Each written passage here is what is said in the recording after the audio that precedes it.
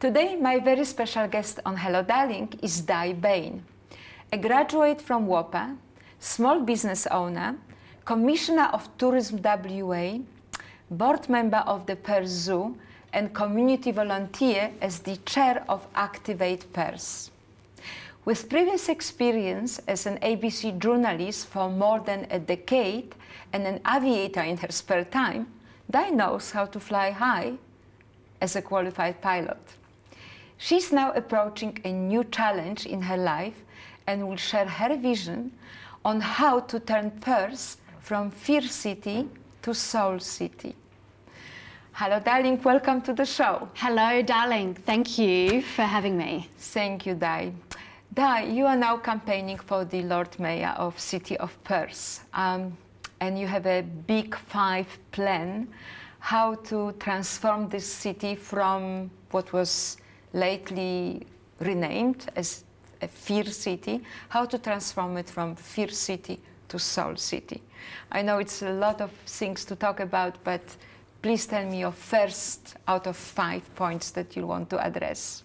So, as you mentioned, I've been the volunteer chair of Activate Perth for the last 2.5 years, and I have been, as a volunteer, working tirelessly to try to create vibrancy and activity in our city.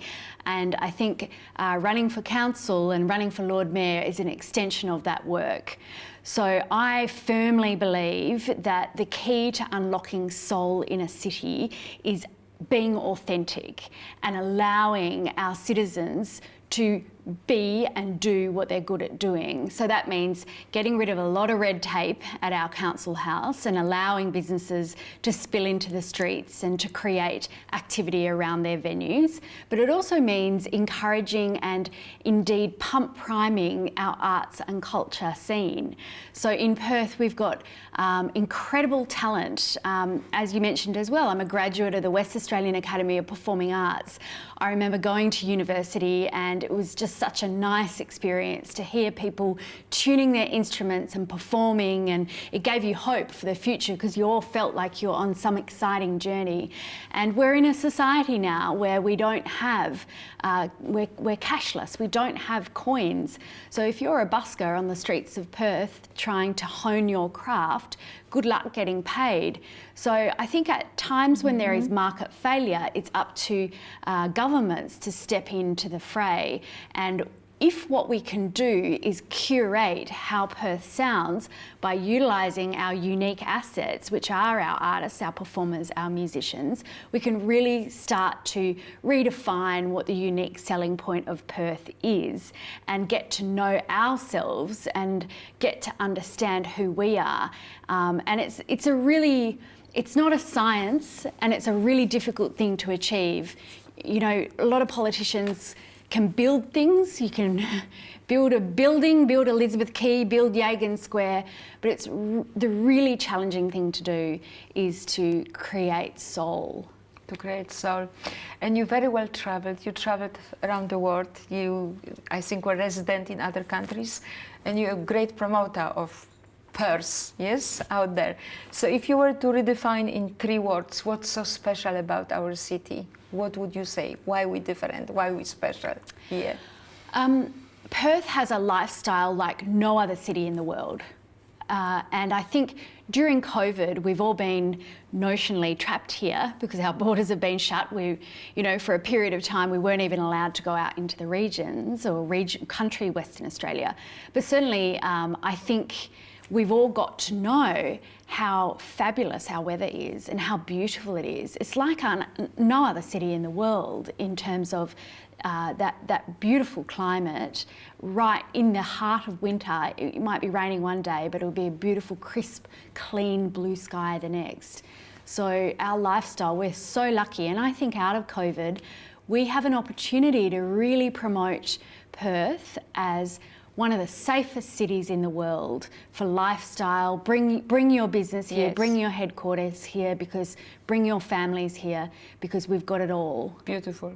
And I think through COVID times, regardless of so many challenges, the awareness of the beauty and how lucky we are here. So how are we going to bring more tourists to the city? So first of all, we need our borders open. Yes, and that will small happen. thing, yes. But I think the key to getting greater tourism in any city is having direct flights. And Tourism West Australia has been diligently focusing on some of the largest cities around the world to try and get direct flights. But then we need to market our city, and we need to tell people what's so special about it and why it is unique. A lot of people in India, for example, when they think of Australia, they think of the Great Barrier Reef, or they think of Queensland. There's a lot of those visual images which people resonate with, whereas Western Australia, you know, we're more of an adventure state. So we're so vast, and there's so many experiences in Western Australia. It's not just one. And I think the challenge has been that Perth has really grown up in the last decade. We've got lots of brand new hotels, and I think we've got nearly 4,000 new hotel rooms in Perth just in the last 5 years. So there is an opportunity for us to attract business conventions and more high value tourists. And we know that 90% of them come to Perth. And if we, as citizens of our city, can be great ambassadors, and if we can be positive and we can sell the message, then the people that come and visit, and if we can create and curate their experiences, they'll go back, and there is no better endorsement than third party. So Yes. what we need to ensure is, while we can go out there as a tourism agency and market Perth, we need to make sure our product, our narrative, and our people are ready to sell our city. Now, that brings me to a question about Perth going to sleep at 9 p.m. It seems like, you know, the nightlife is not existing apart from few areas where young people still go. How can we fix this? How can we bring people more opportunities to go out at night, not only to get drunk, but to go and do valuable things, interesting things. And shops that close at 5 p.m. when everybody finish work, nobody would have a chance to go and buy anything. So art and culture you covered, yes. How can we bring nightlife a little bit back in the best of its form to the city? Yeah, so I think it starts with having a plan, and having an idea and having a plan, and then charting a path. So we have a night economy, and it's valued at about $1 billion now. And if you compare that to the rest of Australia, the entire Australian night economy is worth $134 billion. So there's a lot of upside for our night economy in Perth. And what we need to do is set up an action group or a nighttime committee to look at what are the unique things about our nighttime economy that we can turbo boost or turbocharge or really extract more value out of. So that's engaging with innovative minds in Perth who are leveraged to the night economy, whether it be people from ride-sharing companies, restaurants, hoteliers, but also people from our institutions, so that we're opening up more of an offering for people who do want to spend time at night out in our city. So it's not just about an alcohol-fueled evening in Northbridge on a Friday night. Perhaps it's a visit to the museum, perhaps it's a visit to the art gallery, and perhaps it's a midnight theatre show. So there's these kinds of things that if we work collaboratively and diligently on a plan, I think over time we will be able to generate more we will allow, you know, it'll be meaningful for more restaurants to stay open later, and they'll be able to make money if they actually stay open later, and it'll be meaningful for retailers to keep their shops open. Yes. And in parallel with that, what we need to do is boost our inner city population. So the businesses, they're closing because they can't make any money staying open. And if we've got more residents living in the very core of our city, then what you've got is a feeder pool of people for all the restaurants and the retail down below. When all of this would happen, to a certain degree, it can only go ahead, I think, when people feel safer. How can you try to reduce the crime gradually? Reduce crime, because until the residents feel safe, they won't go out at night as well. Yeah, and I think, I mean, I hear from people, you know, I feel safer walking in London than I do walking on the streets of Perth at night. And I think that's to do with sheer numbers. There's more people who are perhaps a little bit scary on our streets than people who are just out there activating our streets and having a great time. So we need more activity in our cities. We need to draw more people into our city, and we need to, you know, obviously ensure that in the interim period we have police numbers in the city protecting people when required. I think the city, that is something that is beyond the City of Perth's control, but what we can do is fund and support Aboriginal outreach security patrols, so we have culturally appropriate you know, security services in our city, and we can also increase our security patrols ourselves for various hotspots in our city. We can ensure that our security teams are out there keeping people safe. And homelessness is such a growing issue worldwide, and City of Perth obviously not excluded. What's your idea of helping to, you know, to improve this situation for homeless people? Yeah, I think everyone agrees that it's a human right to have a safe night's sleep. So we as a city can look to look for city assets, work with hoteliers, work with backpackers and hostels to provide a bed for people to sleep in at night. And we know, especially during COVID, the number of people on our streets has grown. Women over 55 are the fastest growing demographic presenting on our streets. And what we need to do is understand exactly who and how many people are landing on the streets of Perth, and how we can very quickly support and help them into a crisis accommodation solution, and then engage with outreach groups and the state government to help find them housing. You know, I heard you saying once in an event that every homeless person has a trauma behind.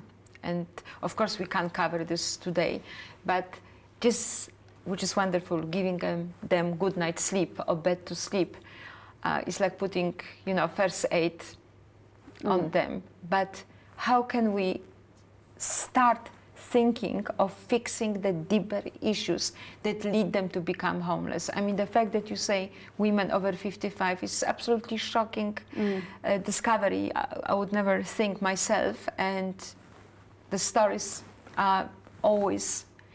Yeah, I think it starts with our leaders in our community actually accepting the narrative and accepting the story and talking about it and normalising this subset of our community, saying it's okay if you find yourself in trouble, you will be helped, you will be looked after, and we will not be judging you. A lot of people, like you say, Barbara, they do come from a place of huge trauma. Everyone on the streets that I've spoken to, you just couldn't fathom what they've been through. And you think, well, it's no wonder they're sort of, you know, in some cases taking drugs, and in some cases, you know, giving up. Yeah, giving up. They have no purpose. And we as a society need to really be careful with how we treat this. I don't want to end up like San Francisco, where you have the towers of Salesforce, LinkedIn, Twitter, some of the highest concentration of tech billionaires living in a city, and right there in the shadows are literally hundreds of tents with people struggling to eke out a living and find any purpose. Yeah. Dai, going back in your younger years, studying at WOPA, what's your best memory? What's your best experience? Because you're so passionate about arts, and absolutely. I loved them. You know, I studied broadcasting at WOPA. Yes. And it was a great experience because, unlike the other university courses that were going at the time, you know, it was a 40-hour contact week, so you were literally immersed in uni all day, every day, and I really enjoyed getting to know the other other students. So we would do collabs with jazz students, or we'd get to know the theatre students or the music theatre students. So that was the social aspect of it, was a lot of fun for me. But I felt like I was part, because it was an audition-based thing, only a few people got accepted, and the university really did create a sense of you were special and you're unique and you're on your way. And that for me gave me a big confidence boost in life. Beautiful. I mean, we produced so many great world names. Did you meet Hugh Jackman? No, I didn't. He was a bit older than me. Of course, yeah. There were some other kind of notionally famous people at the time. I can't remember his name now. Lance from Neighbours, he was there. A few other people. But, you know, university is a great equaliser. Everyone was there to, you know, whether they had a pre-existing career or they were, you know, exceptionally gifted in a particular field, everyone was there to just try their best and learn. Beautiful. And try and excel. Beautiful. It was a great culture to be a part of. Yeah, your family has a history of serving City of Perth, I believe. Yes? Actually, yeah, my husband, so his grandfather, J.J. Poynton, was the Lord Mayor of Perth, I think in 1935. Okay. So it was quite a long time ago, but it was quite interesting because going through this campaign process, I come across journalists and they'll say to me, Dai, is this the most controversial, you know, period in the City of Perth's history? And you kind of, you know, if you're not a student of history, then you probably don't know what you don't know. So in John's grandfather's case, he was also involved with Midland Railways, and there was a particular issue that came across the desk, which was around introducing trolley buses into the city, and he voted against it. And they all told him he had a conflict of interest, and you know, he was suspended from the council and pushed off, and there was a big inquiry, and then he was cleared. And so we've got this beautiful scroll letter actually that's framed in our office that has a grovelling apology. It was quite interesting. So, you know, even back in 1935 there was but it's local government scandals, clear records. And you receive support of your husband, John Poynton, who is, you know, obviously very, very prominent businessman and philanthropist. Yes. How does it work? Two powerhouses under the same roof? I don't know about powerhouses. There's definitely an alpha. One of us are an alpha from time to time. Look, I think, you know, from the day that I met John, I found him inspiring. I was 29 when I met John, so I was a young journalist. I was a business reporter for the ABC. I actually interviewed him. Wow. He was involved in a management buyout scandal with West Australia's local gas company, Alinta. And I just found his mind and his approach and the way he considered and thought about things, but also his ability to be confrontational when required. A lot of people can't do that. And it was just really inspiring to kind of get to know him. And I feel very lucky that I fell in love with my best friend, and it's just him and I and our little dog Ralph and our little cat Anne. And John has kids from a previous marriage, and he has lots of grandkids, and it's a really nice family network that we've got. Fantastic. Yeah. And dog and cat, good friends as well. They are. They are. The cat had no choice. The dog smothered her. Dai, as a young girl, you went to India with your mum. Yes, I did. Yes. Tell us about the story. So my mum has been involved in Rotary in the city of Belmont for a very long time, and she was the Rotary Belmont Club, Belmont Rotary Club went to India to do polio vaccination. So I said I'd come along. It was fascinating. We did the Golden Triangle, I think they call it, the Agra, Jaipur and New Delhi. Or you land in New Delhi, and then you go to Agra and Jaipur. And it was a real eye-opening experience. It was, you know, talk about population. There's a lot of people in India. And my enduring memory of the Taj Mahal is that it's full of people. It's not that empty space that you see in all the postcards. Hasn't changed. Yeah? No. Dai, who was your role model when you were younger? aspiring, for your dreams? Did you have a role model? I don't know, to be honest. Okay. I really don't know. I can't tell you. That's fine. I have mentors now in my life. I have good friends who certainly, and I think it probably was at that point when I left journalism and started my own business that I really needed to seek out different kinds of ideas and thoughts. So, a really good friend of ours is Nev Power. He is the former CEO of Fortescue. We share an office together. At the moment, he's the COVID Commissioner in Canberra. So he's, what's been really good for me in getting to know Nev and when I was growing my business was his leadership qualities and his ability to get the best out of people. And it wasn't always about money. It was about lifestyle or about ambition or purpose. Wonderful. And it was something, really interesting. In terms of female role models, Julie Bishop is a really good friend, and she's a beautiful woman and one of the most elegant, sophisticated politicians, I think, on the planet. I couldn't agree more. Dai, if I was to give you now a magic wand and you had 2 wishes, one for the world, not just City of Perth, one for the world and one for yourself, what would you wish for? For the world, I would hope that we would have global peace. I think there's a lot of, and maybe it's to do with politics and politicians, but there just seems to be a lot of agitation and aggression in the world. And I don't think that will get us to a great place ultimately as a human species.